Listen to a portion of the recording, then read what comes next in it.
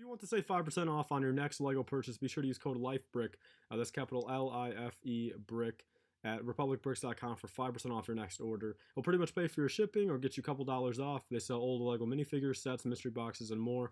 I've got a couple of videos on my channel showing the products, so be sure to use code LIFEBRICK on your next order for 5% off.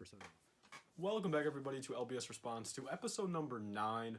And in today's video, we do have quite a few questions. And I do want to let you guys know before anything, go enter the giveaway I uploaded a couple days ago. I'll throw up the thumbnail right here.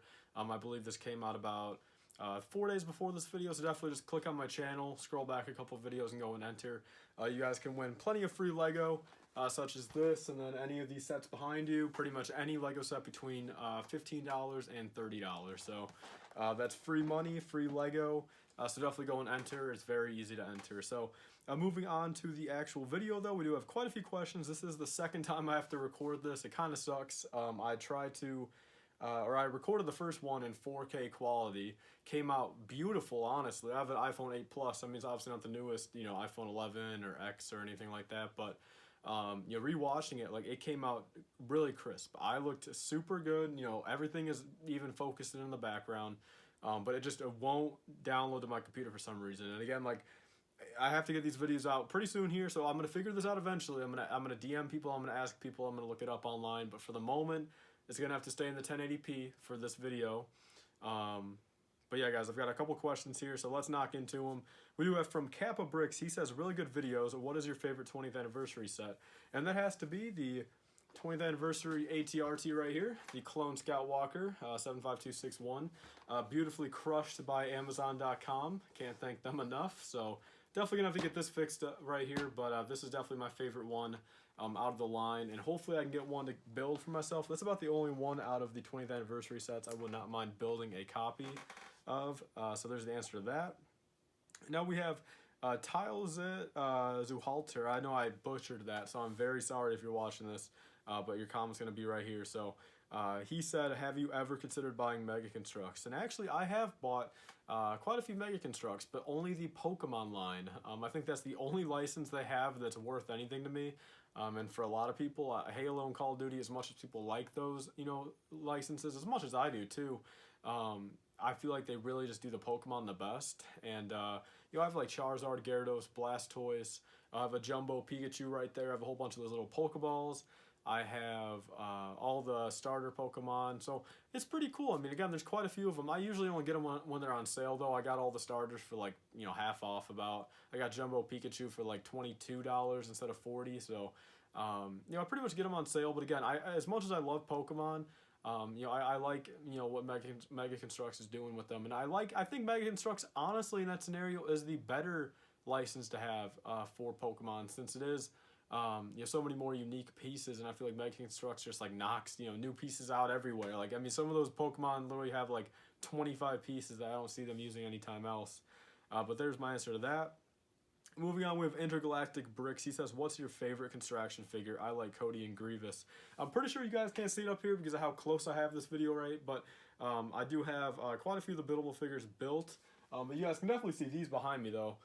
These are a couple sealed ones I have. But built, though, I gotta say General Grievous. I think nothing can top that. And especially with them, being done as a line right now. I mean, Grievous was definitely the top of the show.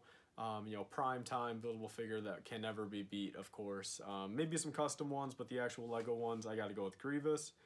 Moving on, guys, we have a whole bunch of awesome comments here saying, I love the video, perfect collection, stuff like that. But we have FMF Productions. He said, why don't you go back to your channel's roots and on what made you popular, which was making large-scale MOCs? And yeah, I've actually got a MOC over there, Onderon, which the first update is coming out this Saturday. So mark it down on your calendars, guys. It's going to be a little bit of progress, but again, I tore down Coruscant. I'm a lot more confident on Onderon. It's a little bit easier of a MOC, a little bit easier of a build, and that's why I'm really confident that's going to get done. Planning on a December 20th or so, a release date. So we're looking at about 3 months, but again, I think it's easily doable. Since it's going to be a fun MOC, though, I'm not going to lie. It's going to go kind of, go back to my roots of like a pure creative MOC. It's not going to be based off any source material. It's going to be a really fun MOC, using a lot of cool colors, parts, and minifigures. I don't use that often, and definitely stay tuned for that, though, guys. I have big plans for MOCs, and this is just going to be the start of them. So definitely go check it out. Moving on to the last question, we do have Kai Love, as always. It's actually kind of funny. Intergalactic Brick says, bro, he always answers your questions. So, hey, but again, any questions you guys have, I'll answer. Anything involving Lego, personal life, anything, leave a question down below and I will answer it. So, moving on to Kai Love's questions, we do have, he said, my new question is, what Funko Pops are you looking forward to getting for NYCC? Like Star Wars, anime, etc. And what are your thoughts on collecting Funko Pops this year? I gotta say, NYCC, I'm not getting any Funko Pops. I have none on my wish list. Maybe the GameStop Mr. Burns, but unless that like really comes to my hands, I'm not gonna go out of my way to get it. You know, unless like one's sitting on the shelf when I go in there, you know, whenever I naturally do, I'm not gonna go out of my way to pick it up. Because I think NYCC this year, there's not a lot of good Funko Pops, and with Force Friday going on, there's a lot more cool Star Wars product coming out than before. And then he also says, collecting Funko Pops this year. I've definitely cut down this year. I've realized that I can't really get every last thing I want. Like, I ended up selling about 25 or 30 out of my personal collection over the past couple months. Maybe about, honestly, probably $500 back, maybe $400. So that was a nice chunk of change right there.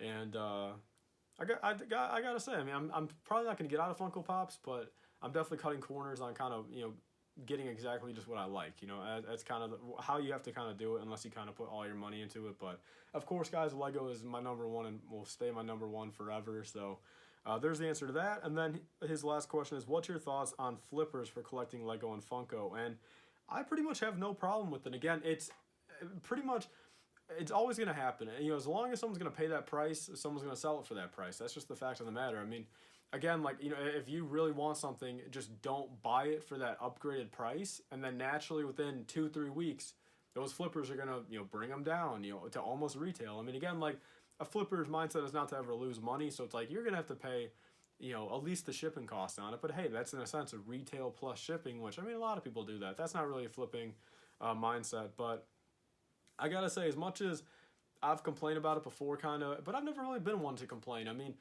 and I've done some flipping myself, like between getting stuff at Target. I flipped some Pokemon Hidden Fates tins, a bunch of Funko Pops. I bought like 23. I profited about $180 within a couple days. Not bad at all. I mean, eBay fees took a little bit of that, maybe 150 profit at the end of the day. But I mean, for what? It's Funko Pops. I bought them. I boxed them up. A little bit of my time. I maybe spent a half hour total boxing them up and mailing them out for $150. I'll take it.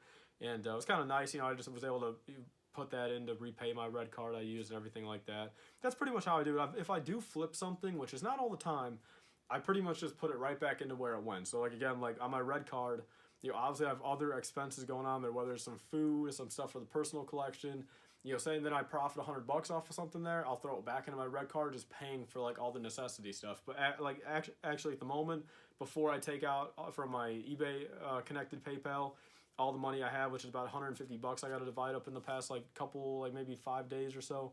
My red card's completely paid off, and there's nothing even to throw on there, and I've still got money, you know, profit coming in from stuff I bought off there. So that might just go through like, you know, towards my PayPal credit and stuff like that. But it's pretty much, I mean, if you're on the good end of the stick, you know, selling it, you have no issue with it. But as soon as you're on the bad end of the stick, you have an issue with it. That's how I feel people are. But I really have no issue with it either way. It's always going to happen. Nothing you can do about it. So there's that. So again, guys, I wanted to mention these videos will be coming out every Wednesday until the end of 2019 for sure. That's part of the schedule, guys. I've got a lot of big plans. It makes me really excited looking at all this stuff I have planned for the rest of 2019, guys. So definitely stay tuned. Definitely ask any questions you have. Again, it's going to be a weekly series. Any questions, I'll answer it. So anything you've been wondering, just go ahead and comment down below. So I want to thank you guys all for watching. Again, 4K quality should be coming soon. I'm going to DM a couple people. And thank you guys all for watching again. Please like, comment, and subscribe. Stay tuned for more. See you guys later. Bye.